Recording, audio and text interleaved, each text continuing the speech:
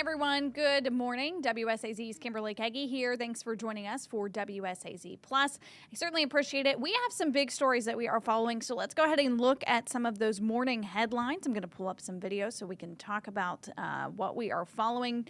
Brand new information this morning as we are getting an update on a shooting that injured a man last night.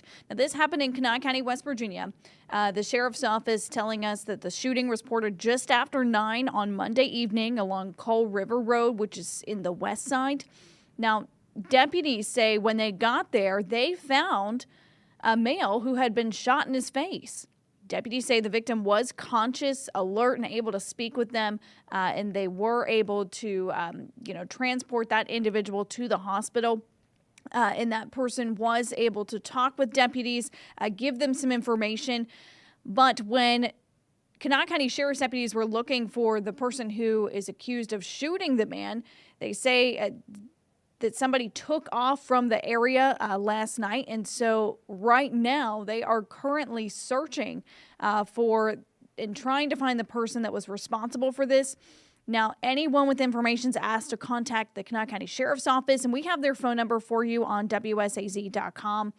We also, I can give it to you right now. It is 304-357-0169. And you can submit tips anonymously if you know anything about that incident last night. But deputies are still trying to work to piece together to find out where that person is who is responsible for the shooting, they say. So at this point in time, we do not have an update on the victim's condition. What we know from last night, though, when we were able to speak with deputies, like we said, they were alert, able to get in the ambulance and transported to the hospital for treatment. So that is a story that we are following up in Kanawha County today. Also happening, this one out of Huntington, West Virginia, in the city council meeting last night, quite busy. They had a lot of things to talk about last night, and so it ended up delaying quite a few decisions. The council, Huntington City Council, delaying the TTA levy decision. And so this comes after the TTA levy was approved by voters for decades, and that would fund public transportation from 2028 through the year of 2033. Now, the decision to approve it was delayed again by the city council on Monday evening. There was a very crowded area as people were waiting to speak on that and voice their opinions and their concerns, but a lot of those never got the chance. Huntington Mayor Patrick Farrell and some of those council members, though, voted to postpone that decision until 4:30 this coming Friday. Farrell says TTA owns part of Pullman Square, and he wants to see the city and TTA be able to work out an agreement to invest in that area. Now, the levy, if you're not familiar with it, it helps fund transportation assets for TTA, but with partial ownership, Farrell and others want TTA to be responsible for some of those assets. So Farrell said that the TTA board voted 5-0 to amend the lease and chip in money from somewhere else to help fix the issues. But that decision is now awaiting the Federal Transit Authority's approval. That's known as the FTA. So that is a story that we are following. We're expecting to hear some updates later on this week. Now, TTA CEO Paul Davis said he didn't support the decision getting postponed last night, along with other bus riders and employees that want to vote on the levy as it is. So Davis said, although the original lease states that TTA isn't responsible, they are dedicated to working on a solution to help fix Pullman Square. There were several council members who weren't in favor, along with those looking to comment. They say it's unfair to delay that vote again, arguing that Pullman Square and the levy should remain a separate issue. So that was a decision last night that we are likely expected to get an update. Maybe Friday. You heard, the mention, we're going to delay and postpone this till Friday. So that is something that we could see throughout the week.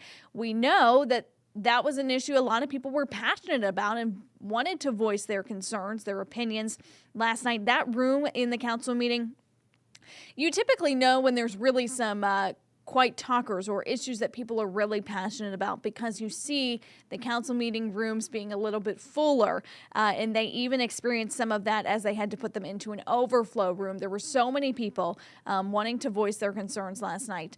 Another issue, we heard on the agenda, it was quite full last night, was the parking changes. And so that issue ultimately tabled again. They believe that it now goes back to the parking board. So that is another story that we are following. But I do want to give you a check on the forecast, because this has been such a kind of a tricky week when it comes to weather for a lot of us. As we are having a first alert weather day, let's go ahead and pull up that weather camera for you, because it is beautiful. This is over in Summersville, West Virginia. And gosh, look at that. You can just see the snowfall still snowing up in there. Dylan Godet had mentioned they got quite a bit of snow up there. There are some parts in particular, not necessarily Summersville, but close, Craigsville up in that area, got around 16 inches, and they were getting even more. So as we are starting to see that snowfall come down, certainly really, really big. We know that a lot of people are dealing with that snow this morning. But we are not over yet. Dylan Godet giving us an update this morning. He said tomorrow's commute could be a little dicey in the morning. The meteorologists are tracking a system that's a mixture of rain and snow. And so, he had mentioned, hey, you've got to be on guard tomorrow morning too as well.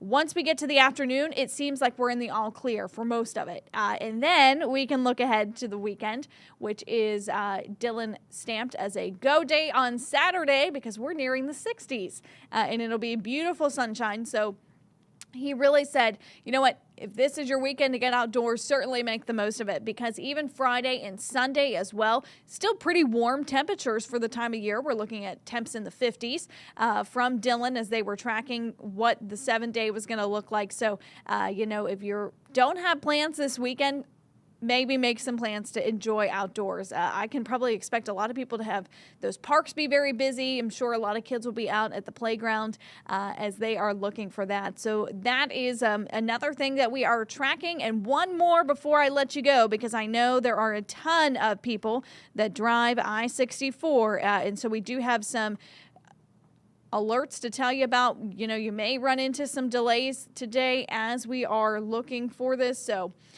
let's go ahead and pull up some details, and I'm going to pull up my notes here because we just got this into our newsroom not too long ago. Cabell County emergency alerts telling us that, they are going to, if you're traveling through this area in I-64, expect some delays until at least 5 p.m. Now, that is because this is near the camera that shows near where the Milton exit is at on I-64. We're looking at some of those delays being around the eastbound lanes near the exit. From the exit to the county line, they say that would be the 31-mile marker, if you are familiar with that. So just before the Hurricane exit. Hurricane exit is 34, and then so you're looking at the Milton exit to Hurricane, really just to be careful. But they say there are parts of I-64 that are down to one lane for construction in that area. That Culloden project, that's been really, a big project that we've been following for, a couple years now. So we are tracking that. If you are headed up I-64, do be careful. There's delays not necessarily going to be consistent, but you may run into them. They're probably likely to be intermittent. So, that is another thing that we are wanting you to be aware of. And I wanted to make sure that we got that in for people, because I know so many people travel I-64. For a lot of us, it makes our daily lives a lot easier when we have 64. All the lanes are working, right? So those are some stories that we are following today. Thanks for joining us here for WSAZ Plus, getting a look at your morning headlines. And if you haven't been able to join us the last couple of weeks because of the Olympics, well, here's your good news. The Olympics, they've wrapped up on Sunday, so you can join us. We are back to scheduled programming, so we'll join you again at midday and 4 o'clock here.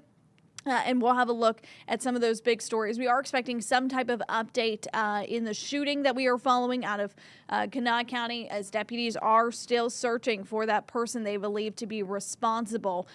So that is a story. And of course, another one I think that really garnered our attention over the weekend was the fire that broke out at Logan Elementary. So that school district is now working to come up with a plan. They're going to move those elementary students into the middle school, and so work is cleaning up there to get the school ready for a portion of it. But tonight is their Board of Education meeting, and so we are expecting to hear some more updates from school district officials and even getting more updates. They've been very good about posting updates on their social media pages, really keeping parents informed and trying to help families plan. We know that they have a day where families and students can come into the middle school, scheduled for, I believe it is this Friday, if I'm looking at the 27th. Yes, that's this Friday, that they are going to allow those elementary students to get acclimated. It's not a school that they're familiar with, so it could be very intimidating or scary for some of them, as they are, we all know, students who are around those ages, that can be really tricky. And so they're going to help families and students get more acclimated, more comfortable, as they know they have to transition those students.